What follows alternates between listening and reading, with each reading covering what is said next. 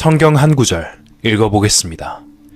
바다가 그 가운데서 죽은 자들을 내어주고 또 사망과 음부도 그 가운데서 죽은 자들을 내어주매 각 사람이 자기의 행위대로 심판을 받고 사망과 음부도 불못에 던지우니 이것은 둘째 사망 곧 불못이라. 어떤 사람이 바다에 빠져 죽었습니다. 죄를 짓고 살다가 바다에 빠져 죽었으면 거기에서 살아난다는 말입니다. 음부에 들어가 있는 사람도 거기에서 살아납니다. 이전 영상에서 계속해서 말씀드렸습니다만 이 역사의 마지막에 큰 환난이 있고 그 후에 천년왕국이 시작됩니다. 예수님이 이 땅에 재림하셔서 왕으로서 통치하시는 천년왕국이 있고 그것이 지나고 나면 둘째 부활이 있습니다. 예수님이 공중에 재림하실 때 죽은 그리스도인들이 부활하는 것이 첫째 부활이고 천년왕국이 끝난 다음에 마지막 부활이 있습니다. 이 세상에 태어났던 모든 사람은 다 부활합니다. 짐승은 부활하지 않습니다. 짐승은 영혼이 없기 때문에 부활이 없어요. 사람은 영혼이 있기 때문에 부활을 하는 것입니다. 영혼은 절대로 영원히 멸하지 않습니다. 구원받지 못한 영혼이 죽으면 음부에 가고 구원받은 영혼이 죽으면 낙원에 간다고 했습니다. 낙원에 있는 영들은 천년 전에 부활을 해서 천년 왕국에 들어가고 음부에 있는 영들은 천년 왕국 후에 전부 다 부활합니다. 부활해서 지옥에 갑니다. 요한계시록 20장을 다시 읽어보겠습니다. 바다가 그 가운데서 죽은 자들을 내어주고 또 사망과 음부도 그 가운데서 죽은 자들을 내어주매 각 사람이 자기의 행위대로 심판을 받고, 우리가 인간적으로 생각하면 사람이 바다에 빠져 죽어 물고기가 와서 뜯어먹고 그 물고기를 사람이 잡아먹어 버렸다면 도대체 어떻게 부활하겠느냐는 생각이 듭니다. 불가능할 것 같이 생각됩니다. 하지만 그 영혼이 살아있는 한 육체가 다시 형성되는 것은 문제가 아닙니다. 그것은 하나님의 능력에 있기 때문에 부활합니다. 어떤 사람의 시체는 화성터에 가서 불에 타 재가 되었습니다. 그러나 불에 타도 한 가지 남아있는 것이 있어요.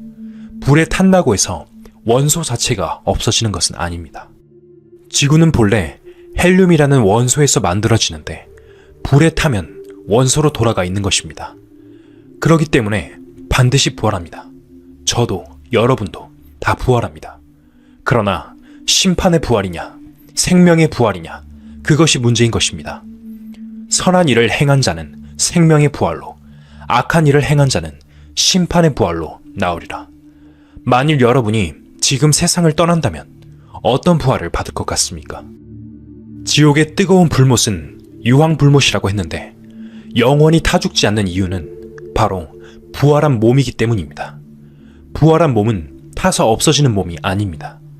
고통스럽거나 뜨겁기는 해도 부활한 몸이기 때문에 타서 죽어버리는 일은 없습니다. 한번 부활하면 다시는 죽지 않습니다. 영원히 죽지 않는 몸으로 부활하고 사망과 음부도 불못에 던져져서 음부도 없어집니다. 누구든지 생명책에 기록되지 못한 자는 불못에 던지우더라. 하나님의 말씀으로 구원을 받은 사람은 생명책에 기록되어 있습니다. 마태복음 5장을 읽어보겠습니다. 너를 송사하는 자와 함께 길에 있을 때 급히 사화하라. 그 송사하는 자가 너를 재판관에게 내어주고 재판관이 관이에게 내어주어 옥에 가둘까 염려하라. 진실로 내게 이르노니 내가 홀이라도 남김없이 다 갚기 전에는 결단코 거기서 나오지 못하리라. 여기 또 재판받는 신뢰가 있습니다. 누구든지 인생은 나그네처럼 길을 걷고 있습니다. 어떤 사람이 법관에게 끌려서 지금 길을 가고 있습니다. 심판받을 그곳을 향해서 가고 있습니다. 이 세상 사람들은 자기가 알든지 모르든지 원하든지 원치 않든지 다 이 길을 가고 있습니다. 그런데 25절에 이상한 말이 있습니다. 너를 송사하는 자와 길에 있을 때 급히 사화하라. 길을 가는데 앞 사람이 송사자입니다. 다시 말하면 검사라는 뜻입니다. 검사가 이 사람의 죄를 다 취조해서 재판받게 하려고 데리고 가고 있습니다.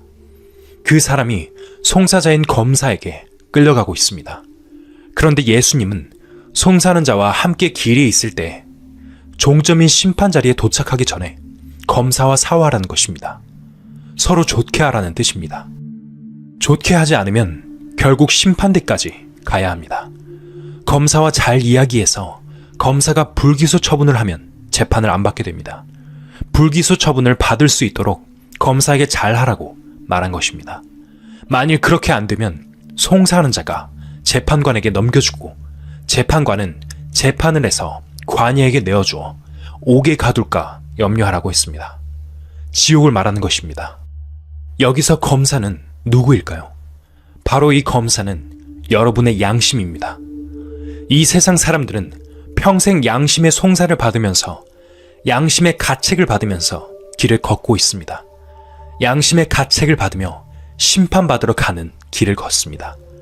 최후의 심판이 있느냐 없느냐 하는 것은 여러분의 양심이 증명합니다. 양심의 가책, 양심의 송사가 심판대 앞으로 간다는 뜻입니다. 사람은 하나인데 마음은 두 가지입니다.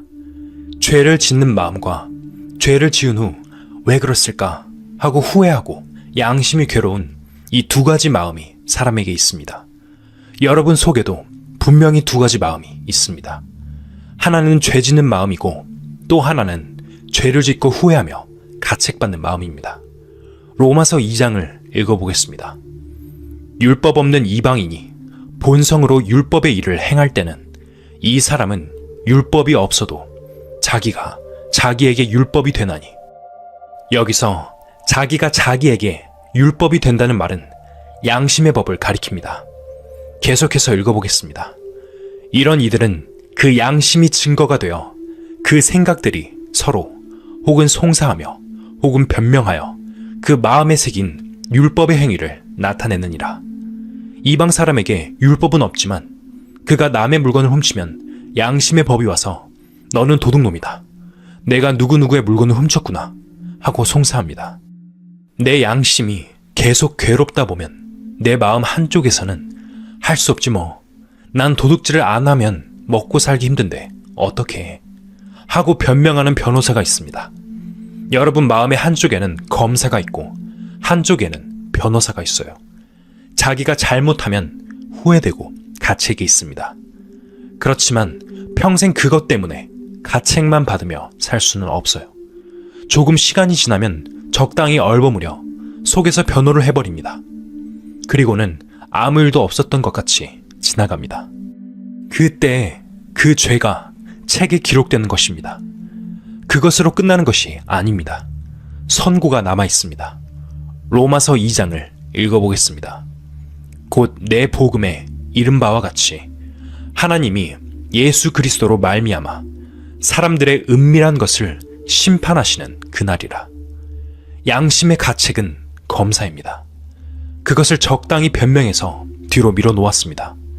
그런데 나중에 예수 그리스도로 말미암아 은밀히 숨어있는 그 죄가 심판받는 것입니다. 심판대 앞에 가서 심판받게 되는 것입니다. 너를 송사하는 자와 함께 길에 있을 때에 급히 사화하라. 양심이 검사이니까 양심과 사화를 해야 하는데 구원을 받게 되면 양심의 송사가 없어져 버립니다. 이에 대해서 예수님께서는 이렇게 말씀하셨습니다. 요한복음 5장을 읽어보겠습니다. 내가 진실로 진실로 너희에게 이르노니 내 말을 듣고 또 나 보내신 이를 믿는 자는 영생을 얻었고 심판에 이르지 아니하나니 사망에서 생명으로 옮겼느니라. 그래서 예수님이 이 말씀 속에서 구원받으라고 하시는 것입니다. 구원받으면 양심의 송사가 끝이 납니다. 그러면 불기소 처분이 되어 심판을 안 받습니다. 만일 구원을 못 받고 사화가 안 되면 송사하는 자가 재판관에게 내어주어 심판대 앞에 서게 됩니다. 재판관은 관이에게 내어주어 옥, 즉 지옥에 가게 됩니다. 성경 한 구절 읽어보겠습니다. 진실로 내게 이르노니 내가 홀이라도 남김이 없이 다 갚기 전에는 거기서 나오지 못하리라. 홀이란 말은 가장 작은 단위를 말합니다. 손톱만한 죄, 티끌만한 죄, 그렇게 작은 죄라도 반드시 죄의 값을 다 갚아야 합니다. 아무리 작은 죄라도 죄를 지었으면 그 죄에 대한 값을 철저히 내야 합니다. 죄값을 내지 않으면 안 돼요. 여러분은 이 세상에 태어나서 오늘까지 사는 동안 지은 큰 죄나 작은 죄나 그 죄가 다 갚아졌다고 생각하십니까? 이것은 정말 심각한 문제입니다. 예수께서 분명히 우리에게 말씀해 주셨습니다. 예수님은 한 번 말씀하시면 모든 말씀이 그대로 됩니다. 예수님의 말씀은 하나님의 말씀이고 절대적인 하나님께서 그렇게 말씀하셨다면 이 말씀에 비추어 볼 때 여러분은 어떤 사람입니까? 혹시 여러분은 도둑질하고 살인한 죄는 없을지 모르지만 아주 작은 죄라도 지었으면 다 심판을 받습니다. 그런 운명에 처해 있어요. 그렇기 때문에 마음으로 뉘우치고 회개해야 합니다. 또 간음치 말라 하였다는 것을 너희가 들었으나 나는 너희에게 이르노니 여자를 보고 음욕을 품는 자마다 마음에 이미 간음하였느니라. 간음이라는 것은 행동으로 간음한 것만이 아니라 마음으로 간음을 해도 마찬가지로 죄입니다. 이성을 보고 음욕을 품는 자마다 마음에 이미 간음한 것입니다. 만일 내 오른 눈이 너로 실족해 하거든 빼어내버리라. 내 백체 중 하나가 없어지고 온몸이 지옥에 던지우지 않는 것이 유익하며 오른 눈으로 죄를 지었으면 빼어버리라고 했습니다. 오른쪽 눈이 죄를 지어서 온몸이 지옥으로 가게 생겼기 때문입니다. 생각해보세요. 오른쪽 눈을 빼면 왼쪽 눈을 가지고 죄를 지을 것이고 오른손을 찍어내면 또 왼손 가지고 죄를 지을 건데 찍고 빼내고 나면 나중에 뭐가 남겠습니까? 죄는 결국 마음에 있습니다. 마음이 더럽고 악하고 마음 속에 음란이 있고 누구를 미워하는 마음이 있고 그런 마음이 나를 대표하는 것이니까 내가 지옥 갈 수밖에 없는 운명이라고 말하고 있는 것입니다. 어떤 전도사 한 사람은 손가락을 잘랐습니다. 그 이유를 물으니까 성경에 보면 손이 죄를 지으면 잘라버리라고 했기 때문이라고 했습니다. 그러나 그렇게 잘라봤자 소용없습니다. 그 말은 실제로 자르라는 말이라기보다 칼로 자르는 것처럼 눈이 빠지는 것처럼 아프게 마음에 뉘우쳐야 된다는 말입니다. 죄를 회개해야 된다는 것입니다. 여러분은 지금까지 지은 죄를 진정으로 뉘우치고 회개해 보셨습니까?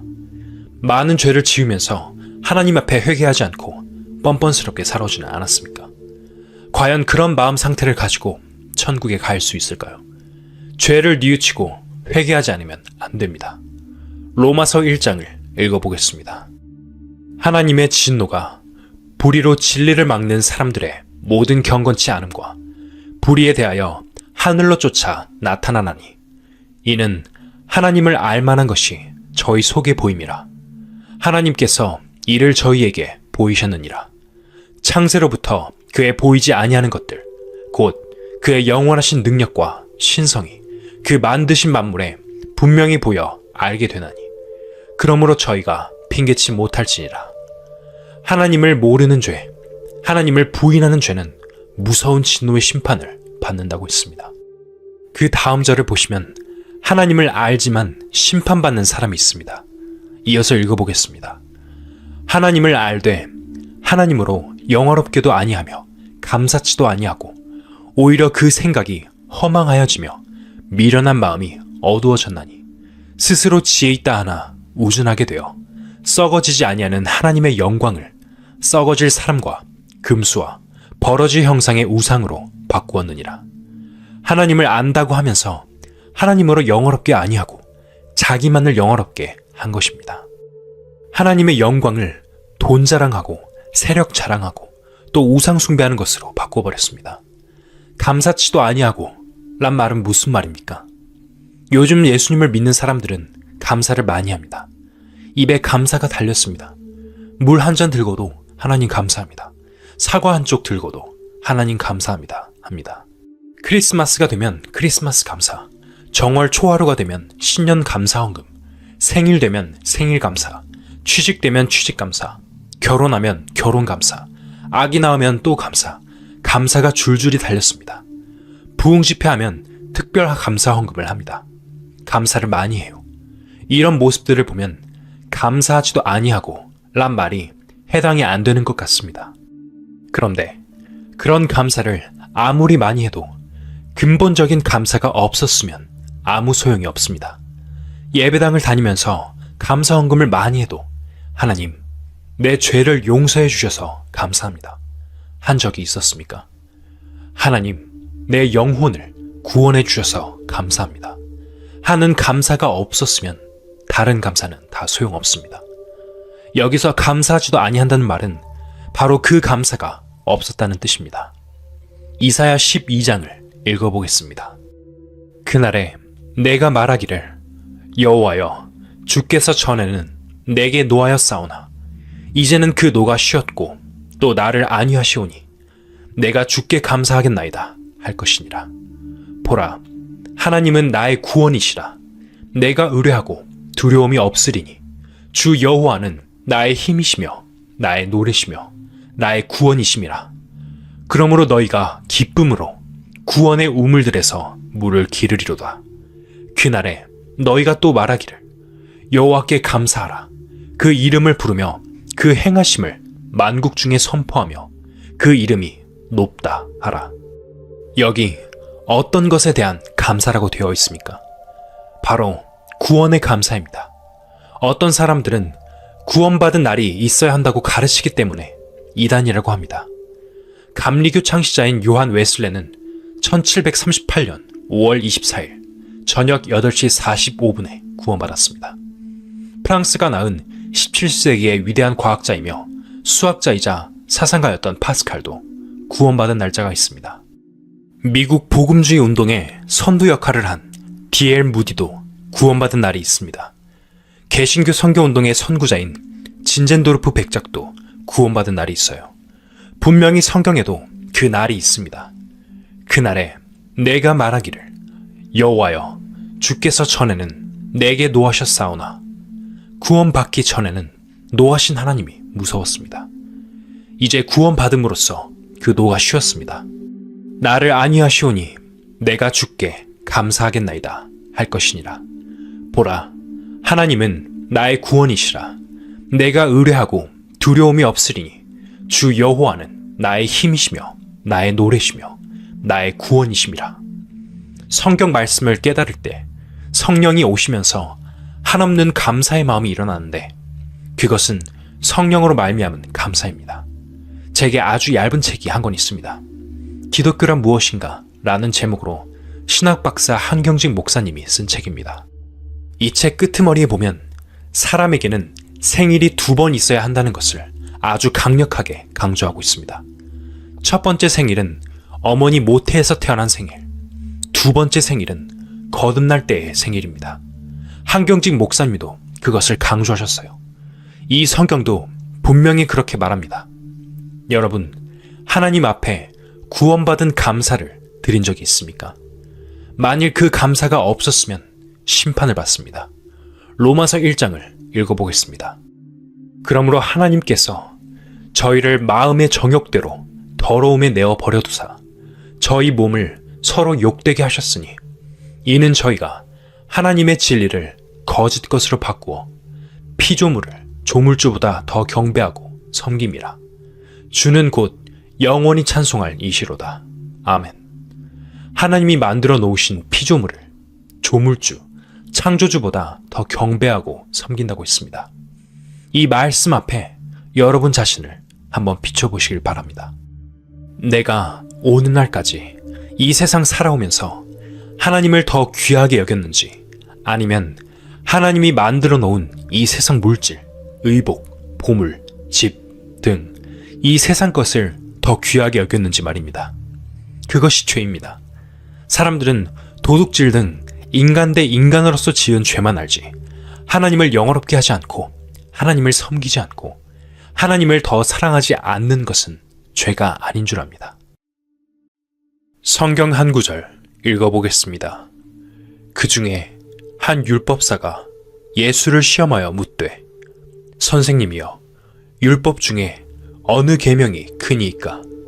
예수께서 가라사대 내 마음을 다하고 목숨을 다하고 뜻을 다하여 주 너의 하나님을 사랑하라 하셨으니 이것이 크고 첫째 되는 계명이요 둘째는 그와 같으니 내 이웃을 내 몸과 같이 사랑하라 하셨으니 이 두 계명이 온 율법과 선지자의 강령이니라. 율법사가 제일 첫째 계명이 무엇인지 물었는데 예수님은 이런 답변을 하십니다. 37절에 내 마음을 다하고 목숨을 다하고 뜻을 다하여 주 너의 하나님을 사랑하라. 이것이 크고 첫째 되는 계명이라고 하셨습니다. 사랑이라는 것은 목숨을 바쳐서 사랑해야 참사랑이 되는 것입니다. 목숨을 바치지 않으면 참사랑이 안 돼요. 부모는 자식을 위해서 자기 목숨이라도 내놓을 만큼 사랑합니다. 남녀 사이에서도 진정으로 사랑해서 목숨을 바쳐도 아깝지 않을 정도로 되면 그것이 진짜 사랑입니다. 그런데 하나님은 어떻게 사랑했습니까? 목숨을 다하고 뜻을 다하여 하나님을 사랑하라는 이 말씀은 굉장히 축복된 말씀입니다. 이 세상에서 가장 행복한 사람은 내 목숨을 바칠 만큼 사랑하는 사람이 있는 사람입니다. 내 목숨을 줘도 아깝지 않을 정도로 사랑하는 사람이 있다면 그는 참 행복한 사람이고 스스로 만족할 것입니다. 우리같이 죄인이고 보잘것없는 인간이 목숨 바쳐 하나님을 사랑할 수 있다는 것은 보통 행복이 아닙니다. 이 한 목숨을 다해 하나님을 사랑하고 하나님이 나의 사랑을 받아주신다면 세상에 그보다 더 행복한 일이 있을까요? 그렇게 되면 하나님께서 나를 얼만큼이나 축복해 주시겠습니까? 그러나 우리가 이 성경을 앞에 놓고 보았을 때 우리가 목숨을 다하고 마음을 다하고 뜻을 다해서 하나님을 사랑하지 못했습니다. 내 속에 하나님을 싫어하는 것이 하나 있습니다. 바로 죄입니다. 죄는 하나님을 싫어합니다. 죄는 하나님을 원하지 않아요. 죄는 하나님을 미워해서 하나님을 믿는 것조차 싫어합니다. 여러분이 하나님을 사랑하지 못하는 것은 죄 때문입니다. 사랑을 하려고 해도 사랑할 수 없는 것입니다. 내 속에 사탄이 심어준 죄가 있습니다. 하나님의 원수, 사탄이 내 속에 있는데 어떻게 하나님을 사랑할 수 있을까요? 안 되는 것입니다. 디모데후서 3장을 읽어보겠습니다. 내가 이것을 알라. 말세에 고통하는 때가 이르리니 사람들은 자기를 사랑하며 돈을 사랑하며 배반하여 팔며 조급하며 자고하며 쾌락을 사랑하기를 하나님 사랑하는 것보다 더하며 경건의 모양은 있으나 경건의 능력은 부인하는 자니 이 같은 자들에게서 내가 돌아서라. 말세에 고통하는 때가 바로 지금입니다. 사람들은 자기밖에 사랑할 줄 모릅니다. 얼마 전에는 아들이 자기 아버지, 어머니를 포함해서 가족을 모두 다 죽였습니다. 아버지가 자기한테 재산을 물려주지 않는다고 한 가족을 다 죽여서 마당에 묻었습니다. 이러한 세상에서 지금 우리가 살고 있습니다. 아버지가 딸을 팔아먹고 어머니가 딸을 팔아먹고 하는 그것이 이 세상입니다. 돈밖에 모르는 세상입니다. 마지막 때의 징조입니다. 진정한 사랑이라는 게 전혀 없어요. 남녀간에 사랑하는 것도 다 형식입니다. 육신적인 정욕, 성생활, 잠깐 맛보는 그것뿐. 진정으로 생명을 바쳐 사랑하는 것이 어디 있습니까? 마음에 맞지 않으면 이혼해버리고 갈라지지 않습니까? 또 쾌락을 사랑하기를 하나님을 사랑하는 것보다 더합니다. 술을 마시고 춤을 추며 즐기든지 도박을 하든지 무엇을 하든지 쾌락이라는 문제 때문에 오늘날 세상이 들끓고 있습니다. 하나님을 멀리 떠나 있는 죄악 세상이 된 것입니다. 이 세상은 그저 죄악의 소굴이 되어 있습니다. 여러분 마음 속에 한번 깊이 생각해 보시기를 바랍니다. 내가 오늘까지 하나님을 사랑하고 하나님을 섬기고 살아왔는지, 만일 그렇게 못 살았다면 이 시간부터라도 하나님 앞에 뉘우쳐야 됩니다. 하나님, 제가 잘못 살아왔습니다. 저를 용서해 주십시오. 하고 마음속에 깊이 뉘우치는 그것이 없으면 안 됩니다. 여러분이 하나님을 사랑하게 되면 참 행복할 것입니다. 사람을 사랑하면 언젠가는 실망합니다. 돈을 사랑하는 사람은 돈에 실망합니다. 그러나 하나님을 사랑하는 사람은 절대 실망하지 않습니다. 로마서 1장을 읽어보겠습니다. 이를 인하여 하나님께서 저희를 부끄러운 욕심에 내어 버려두셨으니 곧 저희 여인들도 순리대로 쓸 것을 바꾸어 영리로 쓰며 이와 같이 남자들도 순리대로 여인 쓰기를 버리고 서로 향하여 음욕이 부릴 듯하매 남자가 남자로 더불어 부끄러운 일을 행하여 저희의 그릇됨에 상당한 보응을 그 자신에 받았느니라. 남자가 남자로 더불어 성행위하는 일이 나옵니다. 결혼을 해서 순리대로 정상적인 성생활을 해야 하는데 순리대로 살지 않고 동성연애를 하여 에이즈란 병이 나타났습니다. 저희의 그릇됨에 상당한 보응을 그 자신에 받았느니라 라는 말씀이 바로 에이즈를 가리킵니다. 이 세상에서 짓는 다른 죄는 하나님이 직접 벌을 내리는 경우가 드뭅니다. 그런데 에이즈는 동성연애자에 대한 벌입니다. 앞으로 이 에이즈가 온 세상에 확산될 것입니다. 막 퍼져서 환난 세상의 병이 될 것입니다. 물론 지금도 암이라든지 여러 가지 병에 의술과 약이 못 따라가고 있습니다. 자꾸 새로운 병이 생겨납니다. 공해가 심하기 때문에 자꾸만 새로운 병균이 발견되는 거예요. 그래서 이 세상에 온통 암 환자, 폐병 환자가 자꾸 나타납니다. 많은 병들이 계속 나타나는 것은 이 세상이 환경 오염 때문에 점점 이질어져 가기 때문입니다. 새로운 병들이 자꾸 나타나고 있습니다. 하나님께서 성경을 통해 예언하신 마지막 때인 환난 속에서 더욱더 크게 번지게 될 것입니다. 이것이 죄의 결과라는 것을 성경은 말하고 있습니다. 세상은 다 거짓이고 참되신 분은 하나님 한 분밖에 안 계십니다. 그 참이신 하나님을 마음속에 간절히 사모하고 간절히 찾고 잘못된 것을 뉘우치고 그 마음이 하나님을 향하여 간절하지 않으면 구원을 받을 수 없습니다. 솔로몬처럼 간절한 마음으로 하나님을 찾아야 하나님을 만나게 되는 것입니다. 로마서 1장을 읽어보겠습니다. 또한 저희가 마음에 하나님 두기를 싫어하매 하나님께서 저희를 그 상실한 마음대로 내어 버려두사 합당치 못한 일을 하게 하셨으니 곧 모든 불의, 추악, 탐욕, 악의가 가득한 자요 시기, 살인, 분쟁, 사기, 악독이 가득한 자요 수군수군 하는 자요 마음에 하나님 두기를 싫어했습니다. 사람들은 마음에 사랑하는 것을 둡니다. 돈을 사랑하는 사람은 자나깨나 돈 생각입니다. 마음에 늘 돈이 있습니다. 어떤 사람을 사랑하면 자나깨나 그 사람이 마음에 있습니다. 어떤 여자가 한 남자를 사랑하면 언제나 그 남자가 마음에 있고 남자의 마음 속에는 자기가 사랑하는 연인이 항상 있는 것입니다. 한번 생각해 보세요. 하나님을 마음에 두고 살아보셨습니까? 하나님을 마음 속에 늘 사모하면서 내가 언제나 하나님을 만날까? 라고 애타게 기다려 보셨습니까? 주님을 간절히 사모하고 만나고 싶은 그 마음.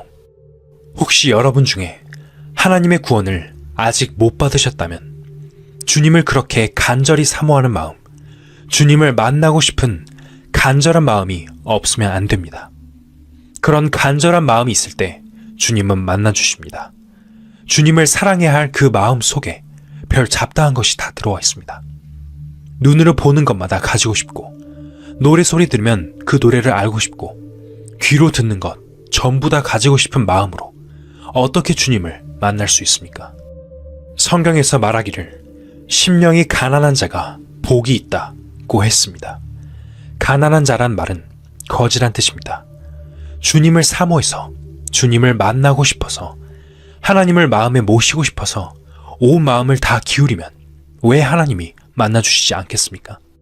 이 성경 말씀을 들어도 마음은 다른 곳에 가 있고 이 책을 덮고 나면 온갖 세상의 것을 여전히 생각하고 그것만을 향해서 마음이 다른 박질할 텐데 어떻게 하나님을 마음에 만날 수 있을까요? 이 성경에 보면 하나님을 찾고 또 찾으면 만나 주신다고 되어 있습니다. 오늘까지 여러분들이 어떻게 살았든지 순간적이라도 좋습니다. 마음을 돌이키면 됩니다. 하나님을 간절히 찾지 않으면 만날 수 없어요. 지금 읽을 성경 구절에는 인간이라면 모두가 가지고 있는 우리 자신의 죄가 열거되어 있습니다. 여러 가지 죄가 나열되어 있는데 이 죄 가운데 여러분 자신에게 해당하는 죄가 무엇인지 한번 마음속으로 짚어보시길 바랍니다. 또한 저희가 마음에 하나님 두기를 싫어하며 하나님께서 저희를 그 상실한 마음대로 내어 버려두사 합당치 못한 일을 하게 하셨으니 하나님을 마음에 두기 싫어했기 때문에 합당치 못한 일을 하게 되는 것입니다. 그 합당치 못한 일은 첫째, 모든 불의입니다. 불의란 말은 여러 가지가 있지만 이것을 생각해 보세요. 여러분 주머니를 살펴보십시오. 또 여러분 집에 가서 방 안의 물건들을 조사해 보십시오. 정당하게 생기지 않은 것이 있는가? 정당한 방법으로 생기지 않은 것이 내 주머니 속에 있으면 불의한 것입니다. 추악, 더럽고 악한 생각, 탐욕, 탐심과 욕심, 악이, 악한 뜻이 가득한 자요. 악한 뜻이란 말은 마음의 음란한 생각, 남을 해치고자 하는 마음, 시기하고 질투하는 마음입니다. 시기, 살인, 분쟁, 싸우고 다투는 것, 사기, 남을 속이고 거짓말하는 것, 악독이 가득한 자요, 수근수근 하는 자요, 비방하는 자요, 남의 흉보는 것, 하나님의 미워하시는 자요, 능욕하는 자요, 남을 억울하게 하는 것, 교만한 자요, 교만한 마음으로 남을 억누르는 것입니다.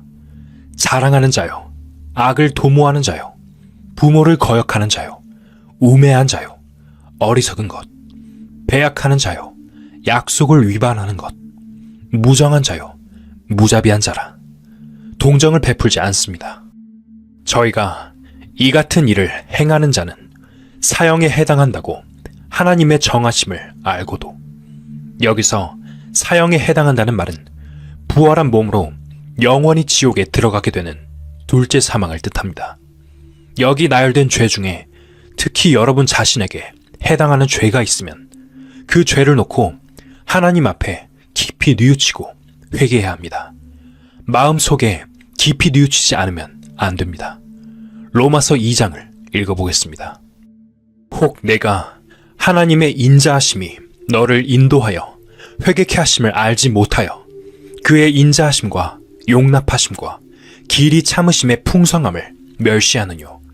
다만 내 고집과 회개치 아니한 마음을 따라 진노의 날 곧 하나님의 의로우신 판단이 나타나는 그날에 임할 진노를 내게 쌓는도다. 사람들은 이런저런 죄를 짓습니다. 죄를 지어도 하나님께서 즉각적으로 벌을 안 내십니다. 회개할 기회를 주십니다. 회개하기를 기다리고 계십니다. 하나님의 인자하심이 너를 인도하여 회개케 하심을 알지 못하여 회개하라고 유효기간을 주시는데 회개를 안 하는 것입니다. 죄를 뉘우치고 회개해야 할 텐데 회개를 안 합니다. 그의 인자하심과 용납하심과 길이 참으심의 풍성함을 멸시하느뇨. 죄를 지어도 금방 벌이 안 내리니까 하나님이 없는 것처럼, 죄를 지어도 괜찮은 것처럼 생각됩니다. 어떤 사람은 사람을 죽여도 용하게 숨어 다니면 괜찮다, 죄 좀 지으면 어떠냐 라고 합니다. 당장 벌이 안 보이니까. 하나님은 회개하기를 기다려서 참고 계시는데 그것을 모릅니다. 다만 내 고집과 회개치 아니한 마음을 따라 진노의 날, 곧 하나님의 의로우신 판단이 나타나는 그날에 임할 진노를 내게 쌓는도다. 자꾸자꾸 죄를 쌓아갑니다. 진노, 심판을 자꾸 쌓아갑니다. 하나 지우면 쌓이고 또 쌓이고 자꾸 쌓아가는 것입니다. 하나님은 영원히 참고 계시지 않아요. 참는 것도 한도가 있습니다. 마침내 마지막에는 무서운 하나님의 진노가 내려서 각 사람에게 행한 대로 보응한다고 했습니다. 자세한 내용은 성경은 사실이다 강연을 통해 확인하실 수 있습니다.